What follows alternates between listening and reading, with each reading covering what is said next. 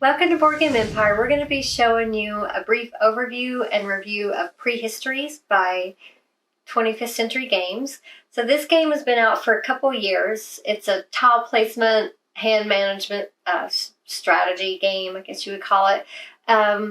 Basically, you're a leader of a tribe. You're trying to complete objectives by placing your little tokens. You have 8 of them to start with. I think it's called your totems. The person who places all 8 of theirs first is the winner. So there's no points in this game. It's all about placing your totems and by completing different objectives. So you start out the game, your board will look like this. These are taped on. There's little sticky tape that comes with them. Every board has them in different places. I think it's a 5-player game if I remember. Each player has their own deck of cards that matches the color of their player board. You shuffle your deck, start out with 3 cards for your hand. You will be getting more cards depending on the tiles during the hunting phase, the tiles you earn, whether you get a wound or not. Or if you don't get any tiles, you get the most cards. But of course, if you're not getting any tiles, you're not going to win the game because you have to place tiles to get the objectives. So basically, you are playing your cards. So each player decides they can play as many as they want or as little as they want. You can play 0. Again, if you're not getting tiles, you're not going to win the game. But then you reveal them at the same time. You don't have to play all your cards. And even if you put out all your cards, you don't even have to play them. So even though I put out all 3 cards, the person who gets to go first is the one with the lowest tally. So this one would have a tally of 7. And so would this one have a tally of 7. So when you tie, you go by the lowest number, which would be 1s, and then you look at these numbers in the upper right of their speed. The one with the lowest speed will be the person that gets to go first. We only tied 1 time, but that you will have a tie at least once in a game. So the blue team will get to go first because their speed is the lowest on their lowest card.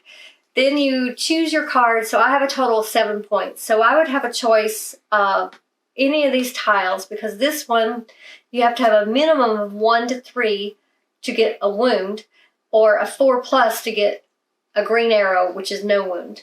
So if you wanted to, you could get a wound, take that one. You could place this 6 here and get another tile.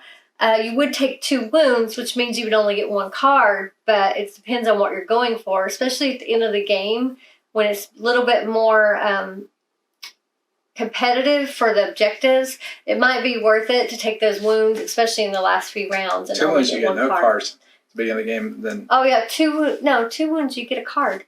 Oh, 2 wounds, you get no card. Sorry. Yeah. So you would get no cards, but again, if it's at the end of the game, it wouldn't even matter. So that is a great end-game move if you wanted to do that. Otherwise, you could actually just play, since you know you're going to take a wound, you could just play the 2 cards, hold 1 back. You just have to meet the minimum and get no cards. Or you could just go for 1. This was a 7+, place it here, take that 1 tile.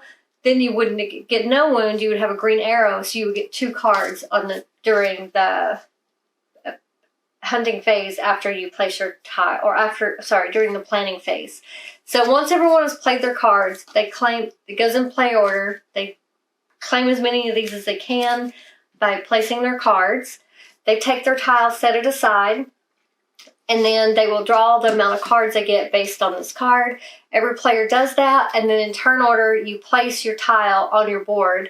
And the reason that's important is because of the objectives. The objectives are also claimed in turn order. So there could be possibly that you both will obtain the same objective, but the person that did it first gets it first. And the reason that matters, on these, that's unlimited, that doesn't matter. It's a full column, a full row, or placing one of these big tiles. However, these, the these are random. You just draw 4 cards, or it's based on player count. But the first person to get it gets to place 2 of their totem tiles, whereas the second player gets 1. So you could see where that would be important in that instance. If you both achieved it in the same round, the player that in turn order would get to put 2 totems versus the 1 because they did it first. So that's where that comes into play.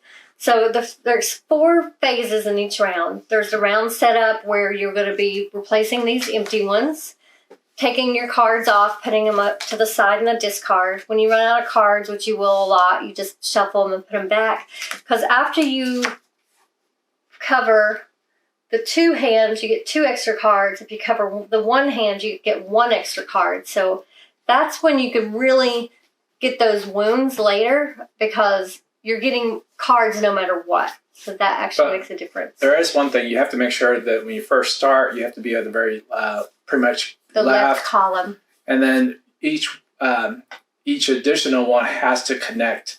And so it's going to take a while to get to the 2 hand and then to the 1 hand. Yeah, it has to connect to the last place tile in some way. So if the last place tile is touching this one, you're fine to play off of this one after that point. But you're basically, like he said, completing like a chain, working off your last place tile. But you always have to place one adjacent to a tile that's connected to or a last place tile.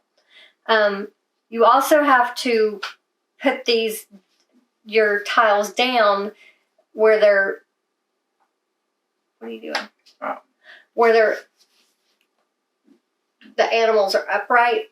So you can't, so the animal, it's a painting, a cave painting. So you got to look at it like you're a person's looking at it, painting it. You're not going to paint the animal upside down or sideways. You're going to paint it upright. So that's one of the rules in the placement. The animals do have to be upright in the correct, like they're walking. Orientation. Right. Which makes it a lot harder. A little bit, not really.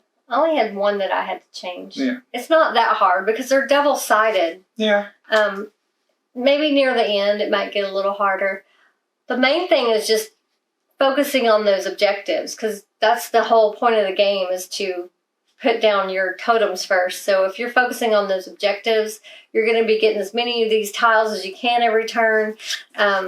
Trying to get first player, but honestly, I was not first player that often. That to me wasn't that important, except when I was going for these lower ones. It is more important at that point when you're going for these 2 to try to get first dibs, because those do go first usually, because those fit a lot of different places and help complete a lot of objectives. But did I cover everything? But the 4 phases in the round is round setup. The planning phase is where you're picking your cards and simultaneously turning them over. Then there's a hunting phase. First player, based on the tally, chooses, puts their tile down, draws their cards, and then there's the painting phase where you're putting your tiles down. Then you're taking turns during these phases, going around the table, players doing it. And then, of course, like I said, the first person to place all their little tokens wins the game. So what did you think of this game? I really like the illustration and the components. Great components. See, card quality, really good card quality. So I really like pretty much the Stone Age theme. It's pretty cool. So as far as the mechanics are good, but I think that there needs to be more strategic elements to it. It is a lot of strategy because you are choosing your own cards, but then your cards that you get are kind of luck-based because you are shuffling, and there's quite a bit of randomness in that aspect. The tiles, you kind of pick, but everyone picks, and so, it's like you pick it, but it's also random as well. So there is a lot of randomness in this game, and so I do like the strategy, but I wish that there was more ways to pretty much where you had control over it and could do stuff. And I wish that there was a little bit more of a take that. I mean, there is kind of, but not really. There is no card that allows you to do anything. You're just picking the ones that obviously your opponent might want if you're looking at their board, which I did once or twice. But the mechanics okay. Replayability, high replayability because there is randomness in it. And it is easy to set up. Takes probably 5-10 minutes.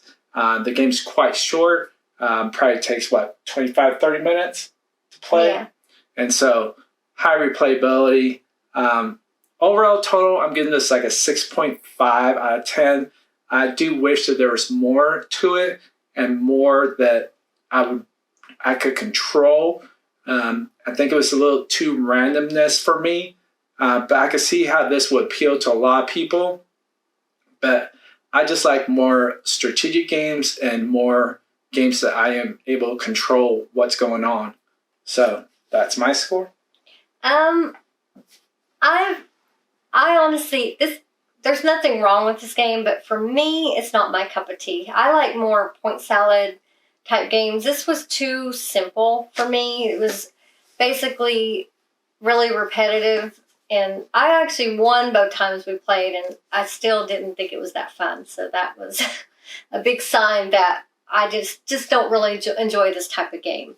Again, there's nothing wrong with it, but it's just you're just picking three cards, or not three, picking your cards, and just it is luck based in, I mean, there's a little strategy and you're trying to guess what the other player might put down, but you're just hoping maybe you're the first player. And then, of course, only one person can hunt in each hunting. So if someone takes the tile you wanted, you're either, hopefully you